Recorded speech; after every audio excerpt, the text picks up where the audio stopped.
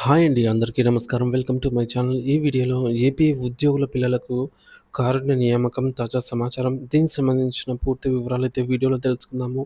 Video అయితే ఎక్కడే గానీ స్కిప్ చేయకుండా ఎండ్ వరకు చూసేయండి. అప్పుడే ఇన్ఫర్మేషన్ పూర్తిగా అర్థమవుతుంది.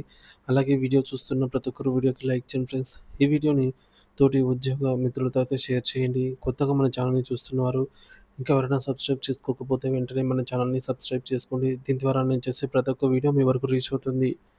ఇక ఆలస్యం చేయకుండా వివరాల్లోకైతే వెళ్ళిపోదాము.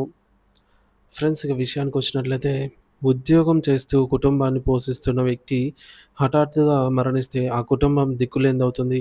వారి ఆశలు ఆవిరై భవిష్యత్తు అంధకారంలోకి జారుకుంటుంది.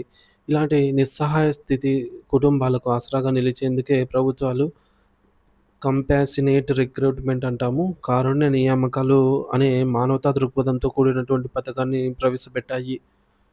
కానీ ఆంధ్రప్రదేశ్‌లో ముఖ్యంగా పంచాయతీరాజ్ శాఖలో ఈ పథకం ఏళ్ల తరబడి అటకెక్కింది అనే చెప్పాలి. దీంతో వందలాది కుటుంబాలు ప్రభుత్వ కార్యాలయాల చుట్టూ ప్రదక్షిణలు చేస్తూ మానసిక సంక్షోభతో జీవోత్సవాలుగా మారాయి. అలాంటిది కుటుంబాల కన్నీళ్లను తుడిచే దిశగా కూటమి ప్రభుత్వం ఒక కీలక ముందడుగు వేసింది.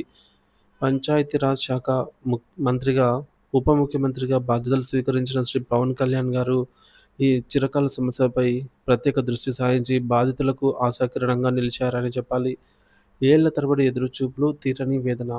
గత 5, 6 సంవత్సరాలుగా ముఖ్యంగా కరోనా మహమ్మారి మొదటి, రెండవ దశలలో ప్రాణాలు కోల్పోయిన అనేక మంది ప్రభుత్వ ఉద్యోగులు, ఉపాధ్యాయుల కుటుంబాలు కారుణ్య నియామకాల కోసం కళ్ళలో ఒత్తులు ఏసుకొని ఎదురు చూస్తున్నాయి. ఇతర శాఖలో నియామకాలు ఒక క్రమపద్ధతిలో జరుగుతున్నప్పటికీ పంచాయతీరాజ్ శాఖలో మాత్రం ఖాళీలు లేవు అనే సాంకేతిక కారణంతో నియామక ప్రక్రియ పూర్తిగా స్తంభించిపోయింది. దీంతో ఉద్యోగం వస్తుందనే ఆశతో ఉన్న యువత, వారి కుటుంబ సభ్యులు తీవ్ర ఆర్థిక ఇబ్బందులతో అనిశ్చితితో కొట్టుమిట్టాడుతున్నారు. ఉప ముఖ్యమంత్రి చొరవతో కదిలిన ఫైల్. ఈ నేపథ్యంలో కారుణ్య నియామకాల కోసం ఎదురుచూస్తున్న బాధితులు పలు దఫాలుగా ఉప ముఖ్యమంత్రి పవన్ కళ్యాణ్‌ను కలిసి తమ గోడు వెళ్లిబోసుకున్నారు. వారి ఆవేదనను, దయనీయ స్థితిని అర్థం చేసుకున్న ఆయన తక్షణమే స్పందించారు. ఈ సమస్య తీవ్రతను గ్రహించి బాధితుల పూర్తి వివరాలను, పెండింగ్‌లో ఉన్న దరఖాస్తుల సంఖ్యను తనకు సమర్పించాల్సిందిగా సంబంధిత శాఖ అధికారులను ఆదేశించారు.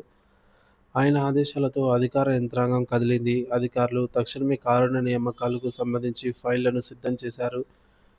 ప్రక్రియ పురోగతి, సీఎం ఆమోదం కోసం నిరీక్షణ. అధికారులు అందించిన సమాచారం మేరకు పంచాయతీరాజ్ శాఖలో కారుణ్య నియామకాల కోసం దాదాపు 2744 మందికి దరఖాస్తు చేసుకున్నారు. వీరిలో అర్హులైన 1488 మందికి ఉద్యోగాలు కల్పించేందుకు అవసరమైన ఫైళ్లను సిద్ధం చేశారు. ఈ ఫైల్ ఆర్థిక శాఖ ఆమోదం పొంది ప్రస్తుతం తుది నిర్ణయం కోసం ఈ మేరకు గౌరవనీయులైన ముఖ్యమంత్రి గారి నారా చంద్రబాబు నాయుడు గారి వద్దకు చేరినట్లు విశ్వసనీయ సమాచారము. ముఖ్యమంత్రి ఈ ఫైల్‌ను సానుకూలంగా స్పందించి ఈ ఫైల్ మీద ఆయన ఆమోద ముద్ర వేసిన వెంటనే 1488 కుటుంబాల జీవితాల్లో కొత్త వెలుగు ప్రసరించనున్నాయి. సో, మొత్తానికి బాధితుల ఆశావాదం ఏందంటే, ఏళ్లుగా ఎదురుచూస్తున్నాము. ఉద్యోగం లేక ఎన్నో అవమానాలు, ఆర్థిక కష్టాలు పడ్డాం. మా కుటుంబ సభ్యులు కోల్పోయిన సర్వీసును వెనక్కి తేలేము, కానీ ఉద్యోగం వస్తే మా కుటుంబాలలో కొంత ఊరట లభిస్తుంది. పవన్ కళ్యాణ్ గారు మా సమస్యను అర్థం చేసుకున్నారు. ఇప్పుడు ముఖ్యమంత్రి చంద్రబాబు నాయుడు గారు కూడా మానవతా దృక్పథంతో ఆలోచించి వీలైనంత త్వరగా మాకు న్యాయం చేయాలని బాధితులు ఆశాభావం వ్యక్తం చేస్తున్నారు. ఈ చిరకాల సమస్యకు 1, 2 నెలల్లో పరిష్కారం లభించి నియామక పత్రాలు అందుకుంటామని వారు గంపెడు ఆశలతో ఎదురుచూస్తున్నారు. ప్రభుత్వం తమ జీవితాల్లో వెలుగు నింపుతుందని ముఖ్యమంత్రి, ఉప ముఖ్యమంత్రి తీసుకునే ఈ నిర్ణయం తమ హృదయాల్లో వారికి చిరస్థాయిగా నిలిచిపోతుందని వారు అభిప్రాయపడుతూ ఉన్నారు.